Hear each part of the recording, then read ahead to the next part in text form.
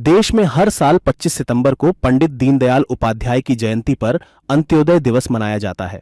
पंडित दीनदयाल उपाध्याय का जन्म 25 सितंबर 1916 को यूपी के मथुरा जिले के नगला चंद्रभान गांव में हुआ था। पंडित दीनदयाल उपाध्याय भारतीय जनसंघ के अध्यक्ष और एक प्रखर राष्ट्रवादी नेता थे। वही भारतीय जनसंघ जिससे आगे चलकर भारतीय जनता पार्टी का जन्म हुआ। अंत्योदय दिवस के मौके पर चलिए जानते हैं क्या है ये दिन और इसके नाम पर शुरू की गई योजना का क्या है मकसद। क्या है अंत्योदय दिवस?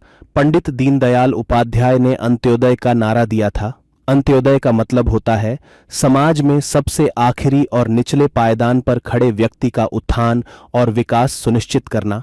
केंद्र सरकार ने 25 सितंबर 2014 को पंडित दीनदयाल उपाध्याय की 98वीं जयंती पर इस दिन को अंत्योदय दिवस के तौर पर मनाए जाने का ऐलान किया था।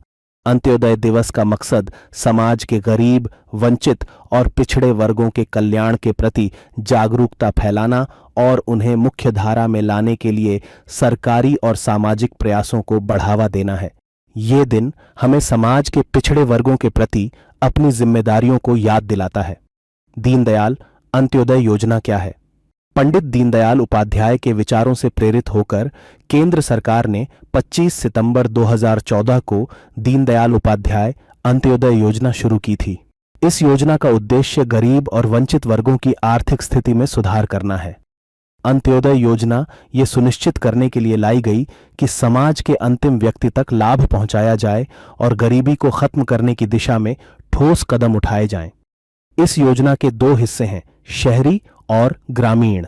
शहरी का कार्यान्वयन केंद्रीय आवास और शहरी गरीबी उन्मूलन मंत्रालय और ग्रामीण का कार्यान्वयन ग्रामीण विकास मंत्रालय करता है।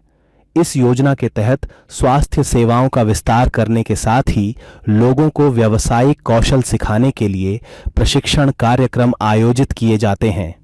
इसके अलावा गरीब परिवारों को आत्मनिर्भर बनाने के लिए आर्थिक सहायता भी दी जाती है। केंद्र सरकार ने इस वित्त वर्ष में योजना के लिए 500 करोड़ रुपए का बजट प्रस्तावित किया था। क्या है दीनदयाल अंत्योदय योजना के फायदे? राष्ट्रीय ग्रामीण और शहरी आजीविका मिशन के अंतर्गत चलाई जा रही इस योजना के तहत शहरी गरीबों को प्रशिक्षित कर कुशल बनाने के लिए 15,000 रुपए का प्रावधान किया गया है। इसके तहत स्तर महासंघों को 50,000 रुपए की आर्थिक मदद भी दी जाती है।